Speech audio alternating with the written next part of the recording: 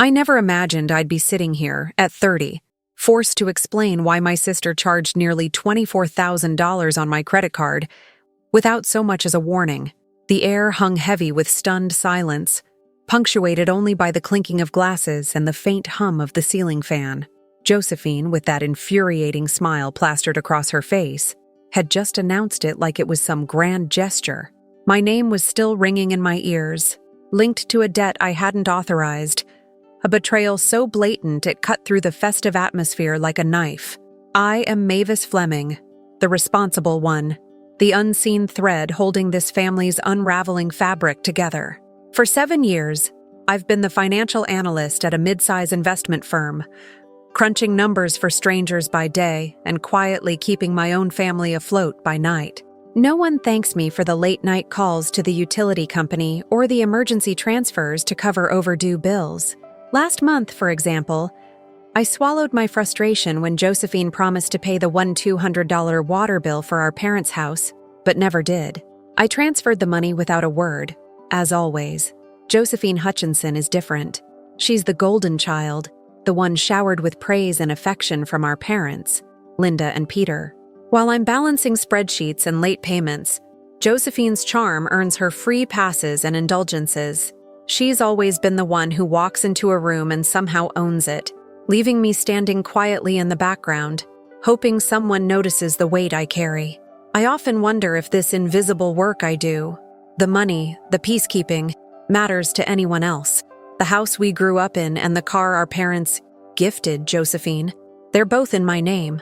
I've never said a word, keeping this leverage close to my chest, a secret power I've never needed, until tonight's humiliation made me question everything. Growing up, the divide between Josephine and me was glaring, a chasm lined with favoritism and unspoken resentments. I still remember my 10th birthday party like it was yesterday. Josephine rode in on an expensive new bike, gleaming and pristine, a gift from our parents that drew gasps of admiration from relatives. Meanwhile, I was handed a used, scuffed-up bike that had been passed down through cousins. The sting wasn't just in the bike itself, but in the way Mom, Linda, looked at Josephine with such pride when she praised her for straight A's, while I was simply told, "You'll get there." That phrase echoed through my childhood like a slow drip of neglect. Mom's praise always felt like a spotlight shining exclusively on Josephine, while my efforts remained shadows. Josephine had private tutors, designer clothes, and her own car by 16. I wore hand-me-downs, worked twice as hard to be seen, yet was often met with silence or quiet dismissal. Dad, Peter, seemed too tired or disinterested to intervene, nodding along but never stepping in. I convinced myself that this was tough love, a way to forge strength, and that Josephine's success would one day lift us all. But the cruelty cut deep, like the time Josephine laughed openly when my handmade school project was mocked during a family gathering. The laughter echoed in my ears long after, but I told myself that was just how things are. The sacrifices I've made for this family are more than just numbers on a ledger. Every month I cover $500 in utility bills that nobody else seems to notice. Over 5 years I've paid close to $15,000 toward the mortgage on the family home, hoping to secure a future for all of us. I've canceled vacations, skipped personal treats, and quietly sent Josephine emergency money during her college struggles, money she never acknowledged as a loan. When Mom and Dad faced mounting medical bills, I offered a $10,000 loan to keep them afloat without hesitation. Each time, my generosity is met with blind expectation, my efforts credited to Josephine's charm or simply ignored. Daniel, my husband, watches all this with growing concern. "Do they even appreciate you?" he asks softly, his eyes searching mine after yet another family dinner where my sacrifices are overshadowed. I always brush it off, clinging to hope that love justifies these hardships, that one day, my family will see me for more than the unpaid bills and the emotional labor I carry like a second skin. The house and the car in my name remain untouched, a quiet safeguard I set in place, a secret power I've never dared to use. For now, I'm still the silent backbone, the steady hand holding everything together while everyone else enjoys the view. But tonight was different. At Josephine's engagement dinner, surrounded by relatives and the buzz of celebration, she dropped her bombshell. "Oh, and by the way," she said with a careless grin, "I charged $23,400 on Mavis's credit card for my wedding dress." The room froze. Guests exchanged looks, some shocked, some smirking. Linda waved it off, saying, "It's for family. We share everything." I felt as if the ground had shifted beneath me, a hot, humiliating flush creeping up my neck. My fingers clenched quietly around my wine glass as I forced a calm smile and said only, "Congratulations on the wedding." Inside, my heart hammered with a mix of betrayal and disbelief. I excused myself to the kitchen, avoiding the toast for the first time ever. Rationalizing Josephine's actions as stress-induced felt like clutching at straws, a desperate attempt to maintain the fragile peace I've always guarded. But beneath my measured exterior, a seed of doubt was planted, a quiet, persistent questioning of everything I thought I knew about family, loyalty, and what I truly deserved. Tonight marked the first crack in my silence, a small act of resistance that feels both terrifying and strangely liberating. The moment I hesitated in confronting Josephine's betrayal, the atmosphere shifted in ways I hadn't anticipated. It wasn't just the silence at the table that filled with tension after her announcement. I soon realized that Josephine was already moving behind the scenes, weaving a web of narratives designed to isolate me. A few days later, I began to notice subtle changes, a coldness in the voice of Aunt Marge when I called to check on Mom, a sideways glance from cousins who once greeted me warmly, now tinged with judgment. The whispers started faint but grew louder. "Mavis is just jealous. She's making a fuss where none is needed. Josephine is just trying to keep the family together." The flying monkeys had arrived, relatives pressed into service as messengers of Josephine's version of reality. Their calls and visits were relentless. Karen, the family friend who had always seemed neutral, began echoing the same sentiments. "Mavis, maybe you're overreacting. Sometimes we have to let things go to keep the peace," she said one afternoon, her tone gentle but firm. When I tried explaining how I felt used, dismissed, and outright betrayed, she tilted her head and added, "You always blow things out of proportion. Mom and Dad trust Josephine. Maybe you should try too as well." The sting of those words hit harder than Josephine's initial betrayal. To hear a friend question my sincerity, to suggest that my feelings were the problem, was an unexpected blow. I felt my shoulders slump, the weight of loneliness settling deeper. Messages arrived on my phone in the dead of night, texts from Josephine herself, dripping with condescension and gaslighting. "You always make a mountain out of molehills," one read. Another was colder. "Mom and Dad trust me, not you. Maybe that says something." Every time I tried to push back, my words were twisted, my intentions questioned. Doubts began to creep in. Was I the one overreacting? Had I misread the situation? But beneath the haze of self-doubt, a persistent, nagging intuition told me Josephine was orchestrating this, using the family's loyalty as a weapon against me. My reactions became cautious. I tried to keep my responses measured, careful not to give her ammunition, but Josephine matched every step with a fierce, calculated counterattack. It was a dizzying ping-pong match of emotions where I was constantly on the defensive, second-guessing my own truth. The isolation pressed in, suffocating and relentless. I realized then that this wasn't just about money or a single moment of betrayal. It was about control, and Josephine was willing to break me to keep it. In the midst of this storm, I decided to try a different approach, one that clung to the hope of peace rather than conflict. I arranged a meeting, inviting Josephine, Mom, and Karen to a quiet cafe, hoping that face-to-face conversation could clear the air. I brought carefully organized printouts of the credit card charges, a spreadsheet showing every transaction, alongside the mortgages and bills I'd quietly covered for years. I spoke calmly, each word measured, revealing my feelings without accusation. "I'm not asking for blame," I said softly, "but I need you to understand how this feels. Being taken for granted, being treated like a resource instead of a sister." Josephine's response was immediate, but not what I expected. She blinked, tears suddenly shimmering in her eyes, and wrapped herself in a mantle of victimhood. "I'm just trying to hold our family together," she whispered, voice trembling but eyes sharp. "You don't see how hard this is for me. I never asked to be the favorite, the one everyone expects to be perfect." The room tilted as Linda jumped in, her tone dismissive and sharp.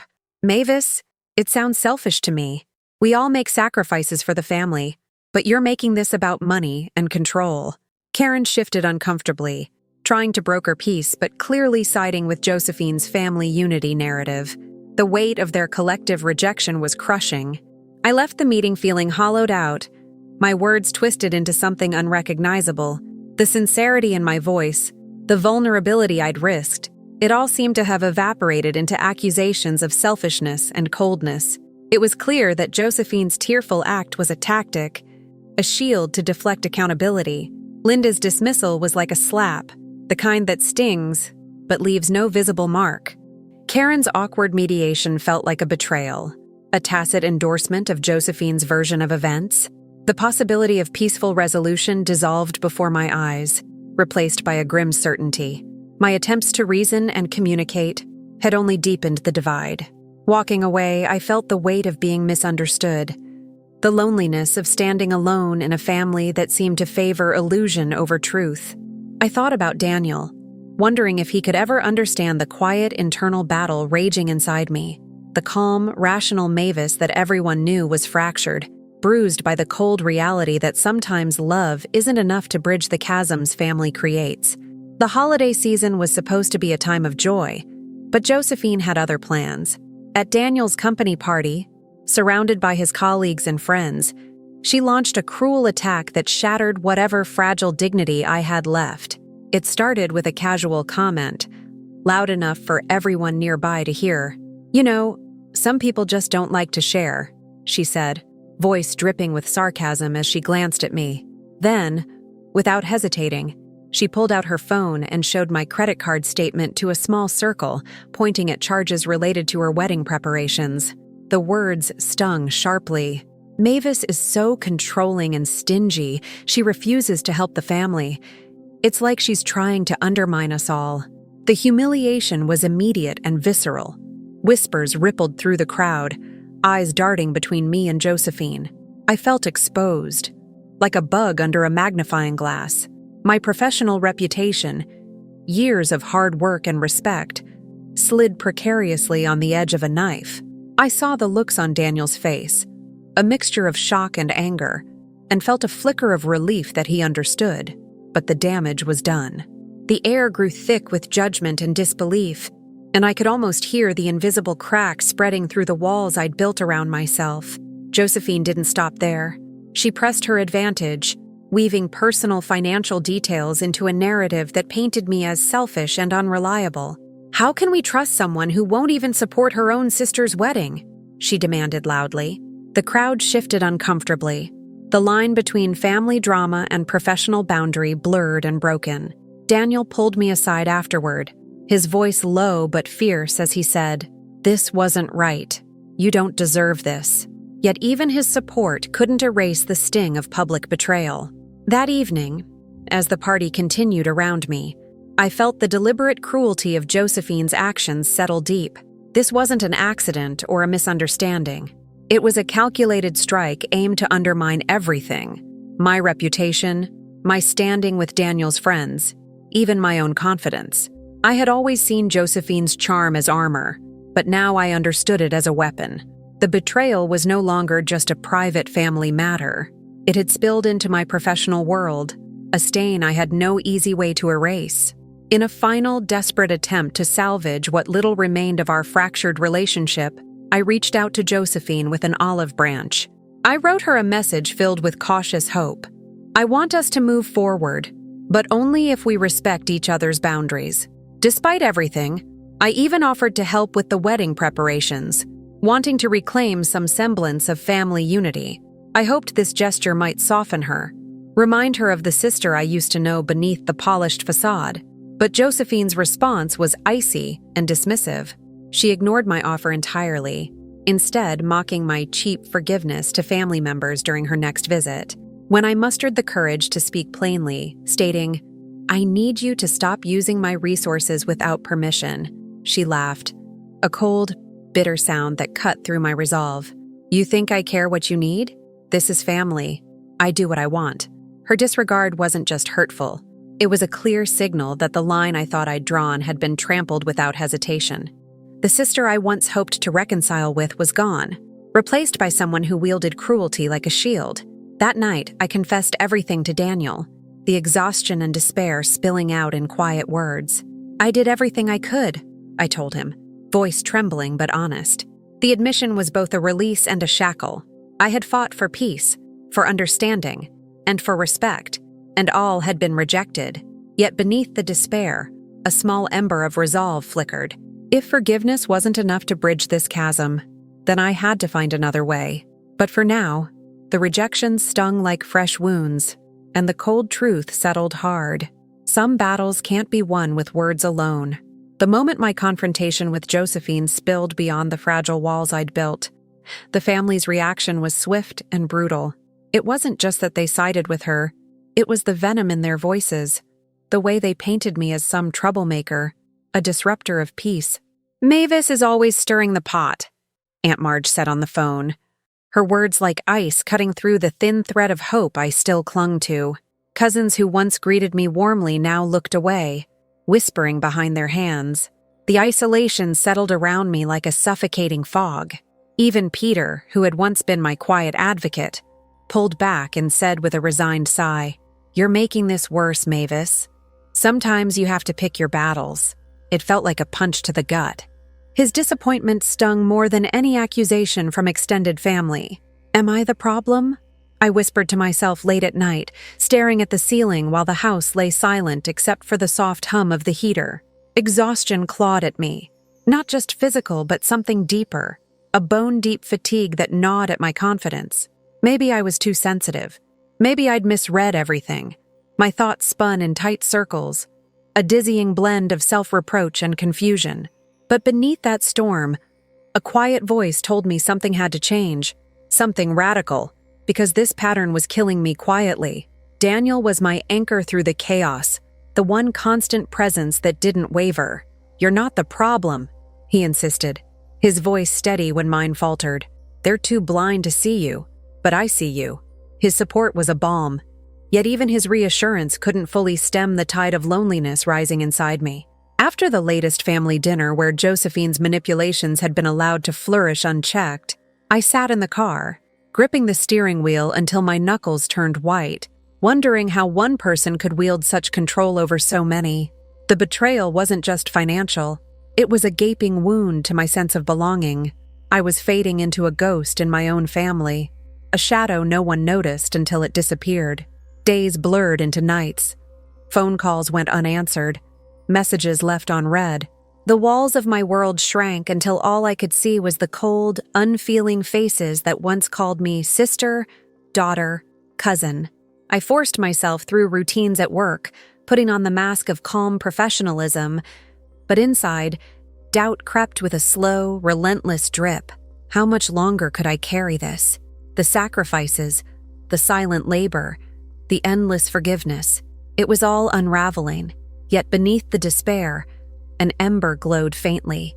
I didn't know how, but I knew this was only the beginning of something I couldn't yet name. When the family meeting was called, a thinly veiled wedding planning session, I felt a knot tighten in my stomach. The room was packed with all the usual faces, their smiles brittle and eyes wary. Before any discussion about flowers or guest lists began, Josephine's voice cut through the air like a blade. "We need to clear the air about the car," she snapped, her usual charm replaced by raw desperation. My heart sank as she revealed she had refinanced the vehicle registered in my name without telling me, using it as collateral for a personal loan she hadn't mentioned before. The words hit me like a slap. The bank was threatening to repossess the car immediately. I sat frozen, the room spinning slowly as Josephine's anger spilled over. "You never cared about me anyway," she yelled, her voice cracking with a mix of fury and pain. Our parents exchanged uncomfortable glances, while Karen's expression was unreadable, equal parts shock and disapproval. I watched, numb, as the cold truth settled like a stone in my chest. The car, my gift, my quiet safeguard, was being ripped from me in real time. Hours later, I stood outside the house, the harsh clang of the tow truck's chains echoing a final, irrevocable loss.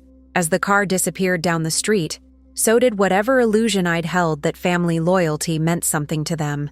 This wasn't a mistake or a conflict to be fixed. It was a declaration. I was no longer safe within these walls. That night, lying awake in the darkness, the betrayal churned inside me. But something inside me shattered too. The pain was sharp, but beneath it, a cold clarity began to form, icy and resolute. This family, the very people I'd sacrificed so much for, would never respect me or see my worth on their own terms. The softness I'd clung to, the hope that love and patience might heal these fractures, was gone. In its place stood a new version of me, quiet, calculating and determined. The fight was no longer about being loved or accepted. It was about taking control, protecting myself, and reclaiming what was mine. I had given too much to be erased. The time for silence was over. In the solitude that followed, I sifted through memories like brittle leaves. Years of bills paid, favors done, emotional labor carried in silence. The tally was staggering. $75,000 quietly covered in emergencies, mortgages, and medical bills. And for what? Josephine's entitlement had only grown, fed by their blind favoritism and my own unwillingness to speak up. But now, anger rose up from the depths of that pain, fiery, sharp, undeniable. It wasn't the passive grief that had weighed me down before. It was a fierce, burning resolve. This was no longer about enduring. It was about drawing a line in the sand. Never again. I thought about all the times my generosity had been twisted into an expectation, my kindness mistaken for weakness. The pattern was unmistakable. Favoritism, manipulation, disregard. It wasn't family. It was a weapon wielded against me. But I wasn't powerless. For years, I'd quietly held legal ownership of key family assets. The house, the car, shared investments, all under my name. That was my secret power, a shield I'd been too hesitant to raise. But now, that shield felt sharp in my hands, a tool to demand respect and fairness. The grief began to shift, cooling into something colder, clearer, more purposeful. I was done being the victim. I was ready to take back control. When I finally shared my thoughts with Daniel, the weight of my decision settled between us like a palpable force. We sat at the kitchen table, the soft hum of the refrigerator the only sound as I laid it all out. The betrayals, the financial abuses, the emotional exhaustion. His eyes searched mine carefully, filled with concern, but also a flicker of pride. "You're not just fighting for yourself anymore," he said quietly. "This is about justice, but it has to be smart, patient, strategic." We talked late into the night, whispering plans that felt like the first steps out of a dark maze. My strategy wasn't about public drama or reckless confrontation. It was about subtle moves, documenting every misuse, every lie, every hidden debt Josephine piled up. My legal control over family assets became the cornerstone of our approach, a quiet leverage to shift the balance slowly. "Josephine is the main target," I said firmly, the cold edge in my voice surprising even me. "If I can expose her vulnerabilities without tearing the family apart, I can force a reckoning." Daniel nodded, careful and steady. "Patience is your weapon. You don't need to burn bridges. Just make sure they're strong enough to hold you up when you walk away from the ones that aren't." His faith gave me a strange comfort, a partner not just in love, but in this new, tactical fight. As the night stretched on, the old Mavis faded into the background, replaced by someone sharper, more focused. This wasn't just survival anymore. It was about reclaiming my dignity on my own terms, one quiet step at a time. I sat at the kitchen table, piles of papers spread before me like a chaotic map of my family's financial dependencies, mortgage statements, utility bills, bank records, all carefully sorted and annotated in my neat handwriting. The weight of responsibility, once invisible, now pressed against my chest with a tangible heaviness. I realized how much the family had leaned on me without ever acknowledging it. The mortgage on the house, which I owned in my name alone, was just the tip of a massive iceberg. Countless small debts, informal loans, and everyday expenses had quietly built up, all funded by my paycheck, my credit cards, and my willingness to absorb the financial fallout. The more I pieced together, the clearer the pattern became. Josephine had exploited this dependence with a brazen sense of entitlement. To confirm my suspicions, I reached out to Aaron, a trusted accountant friend who'd helped me manage our family's finances discreetly over the years. His sharp eyes quickly picked up anomalies I'd missed. "Look at this," he said, pointing at a spreadsheet on his laptop. "Josephine's been running up charges on the family credit cards far beyond what anyone knows. And these aren't just wedding expenses. These are luxury purchases, travel, even some personal loans she hasn't disclosed." His voice was calm but firm, a quiet echo of my growing anger. We dug deeper. Bank statements, text messages, even informal contracts she'd signed without anyone else's knowledge. The evidence was undeniable. Josephine wasn't just taking advantage of my generosity. She was abusing it, hiding debts, and burrowing deeper into financial ruin while the family remained blissfully unaware. The realization hit me hard. The very family I'd tried to support had become complicit in this deception through their blind favoritism, and the secret power I held, the legal ownership of the house and other assets, was the key leverage I never thought to wield. For the first time, I whispered to myself, "They need me more than I need them."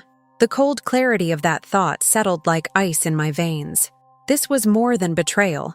It was a wound that demanded a response. That night, I began meticulously documenting everything: a timeline of transactions, a record of conversations, and annotations on the legal rights attached to each asset.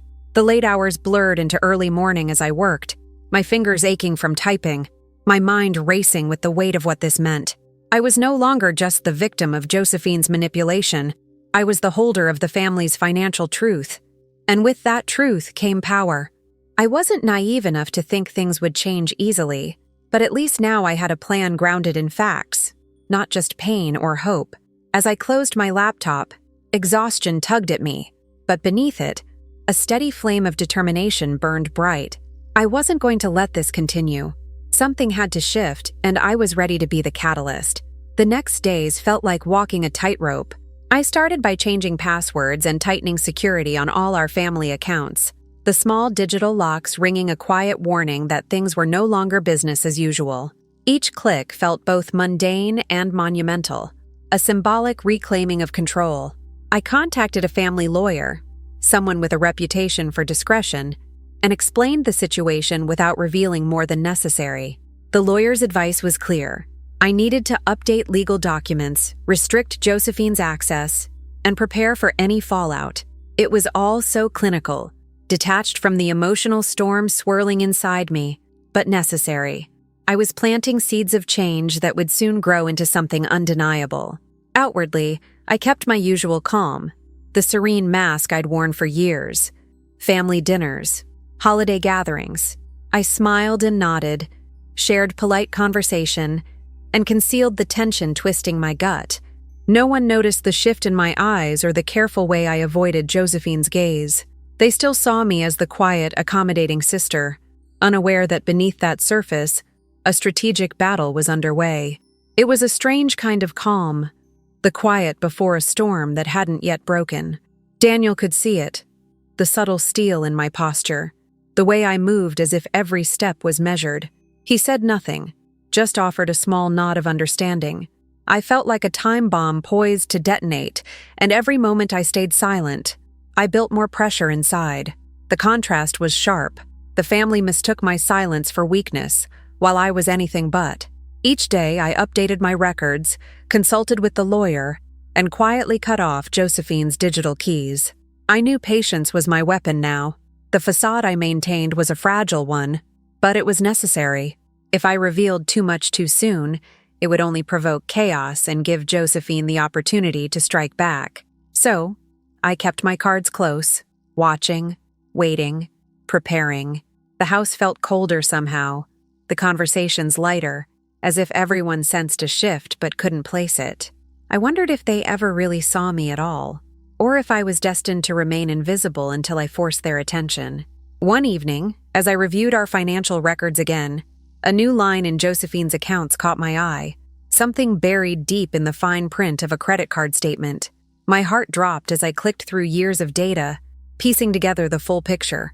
Josephine had accumulated over $150,000 in debt, a tangle of personal loans and credit card balances amassed in secret over 3 years.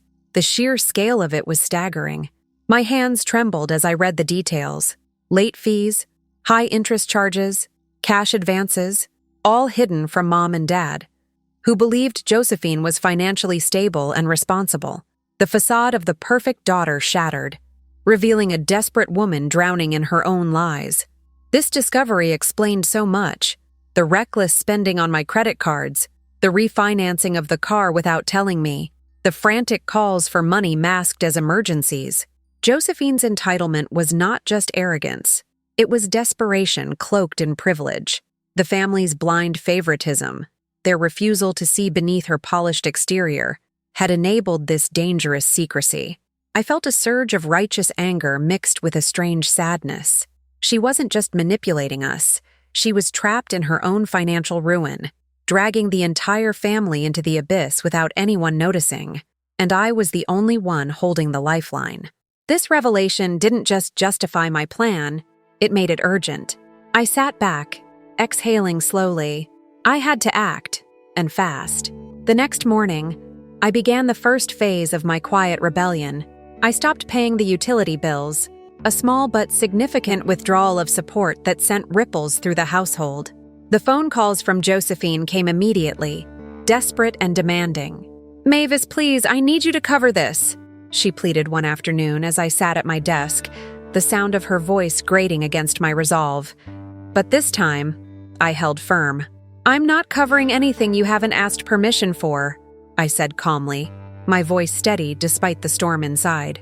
I informed our bank that Josephine no longer had authorization on any family accounts, an invisible but powerful severance of her financial access.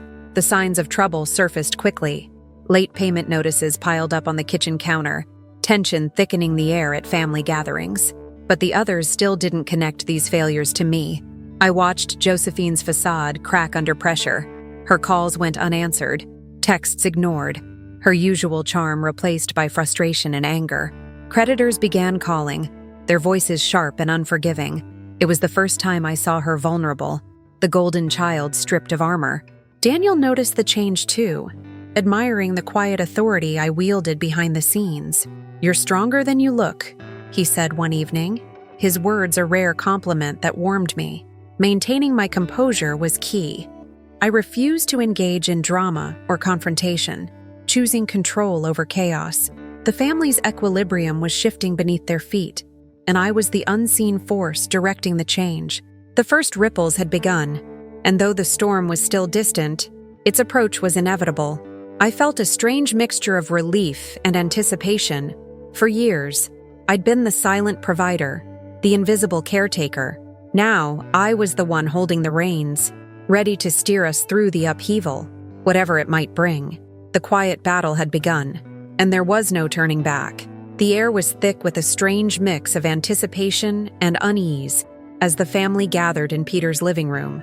Faces I'd known my entire life were there, some curious, some guarded, others exuding that familiar blend of skepticism and entitlement. Josephine sat rigid, her usual confident smile replaced by a tight-lipped expression. I held a folder, heavy with carefully compiled evidence, and a calm steadiness settled over me, like a shield against the storm that was about to break. Peter cleared his throat and gestured toward me. "Mavis has something important to share," he said quietly, and the room shifted, the weight of silence pressing down. I took a breath, feeling the cool paper beneath my fingertips, and began to speak with a clarity I didn't know I possessed. "I've gathered the facts about the financial situation we've all been part of. It's time to be honest about what's been happening." I laid out the house title, the car ownership documents, all in my name, and the spiraling debts Josephine had racked up without anyone's knowledge. The numbers, the transactions, the forged signatures, it was all there, undeniable. I saw Josephine's expression falter. Her mouth opened, words caught in a desperate scramble. "That's not how it is. It was just a misunderstanding." But the room stayed silent, no one rushing to her defense. Eyes flicked between me and her, some narrowing in suspicion, others softening with unspoken solidarity. I felt the power shift palpably, the golden child's image cracking before my eyes. "No," I said gently but firmly. "This behavior has consequences. No more enabling. We can't keep pretending that what's been hidden away doesn't damage us all." The firmness in my voice surprised even me. Calm, unwavering, carrying the weight of years of unseen labor. A subtle nod from Peter, a hesitant glance from Linda. It was as if the family was waking up from a long, comfortable slumber. Josephine's usual aura of control was gone, replaced by a fragile, exposed vulnerability. The room's energy shifted entirely. I was no longer the overlooked sister, the quiet provider. I was the one holding the truth. And in that moment, the power dynamics reversed so completely that it felt like breath returning after being underwater too long. I closed the folder, my heart pounding but my face serene. The champagne moment. This was mine. In the days that followed, Josephine's world began to crumble like brittle glass. The phone calls started, constant, relentless. Creditors demanding payment for debts she had run up in secret. The weight of her financial misdeeds pressed down on her visibly. The confident veneer her family once admired was dissolving in real time. She reached out to me in desperation, her voice trembling in tearful apologies and hollow promises to make things right. But I held firm, the memory of every manipulation and betrayal sharpening my resolve. "I won't be part of this anymore, Josephine," I said without hesitation, blocking her calls when they crossed the line. Around me, the family's whispers grew louder. The undeniable truth I'd revealed planted seeds of doubt that flourished behind closed doors. Linda called me one evening, her voice tinged with confusion and regret. "Mavis, I needed to understand. I'm sorry for doubting you." It was the first crack in the family's united front around Josephine, and I listened quietly, offering nothing but measured reassurance. I didn't need to convince everyone. I only needed to stand my ground. The web of lies that Josephine had spun so tightly was unraveling, and as I watched from the sidelines, a quiet satisfaction settled over me. Justice was not a lightning strike, but a slow, inevitable dawn. Josephine's attempts to claw back control became desperate and erratic. Threats of lawsuits, public victimhood performances, and emotional blackmail flooded my inbox. She claimed I was tearing the family apart, accused me of theft and betrayal, but her words held no power over me anymore. I had prepared for this moment. Legal counsel stood ready, and the support I'd quietly built was strong. Some relatives, once loyal to her, now stepped forward with apologies for their earlier blindness. "Mavis, I didn't see what was happening. I'm sorry," one cousin admitted, eyes downcast. I accepted only the sincerity in their voices, careful to keep my boundaries clear. The more Josephine pushed, the more isolated she became. The golden child, once untouchable, now stood alone. Her confidence eroded, her manipulations exposed and impotent. I felt no joy in her defeat, only a calm recognition that the truth had finally done its work. The family's fragile unity had fractured irreparably, and I was no longer the one left to pick up the pieces. I was free to breathe, to look forward rather than backward. The battle was over, not with fireworks or shouting, but with quiet, steadfast resolve. I was no longer invisible. I had taken back my power. It's been 6 months since that turning point. The house is mine, fully reclaimed. The car long sold to settle remaining debts. The weight I carried for years, the silent sacrifices, the unacknowledged labor, has lifted in ways I hadn't thought possible. Daniel and I have grown closer, building something steady and real, founded on mutual respect and trust rather than obligation or guilt. Our life together is a refuge, a place where I don't have to hide behind a mask or explain myself endlessly. I've learned to guard my boundaries, to say no without apologies. Contact with Josephine is minimal now, limited to necessary communication and always on my terms. I no longer seek her approval or the approval of those who turned a blind eye to the truth. Instead, I focus on the relationships that nurture me, on the future I'm building that honors my worth without compromise. Some days, when the house is quiet and the evening light filters through the curtains, I feel a deep, unspoken peace settle over me. The journey wasn't easy. Far from it, but I wouldn't trade this newfound freedom for anything. Peace, I realized, is worth far more than approval. And finally, after so many years, I have it.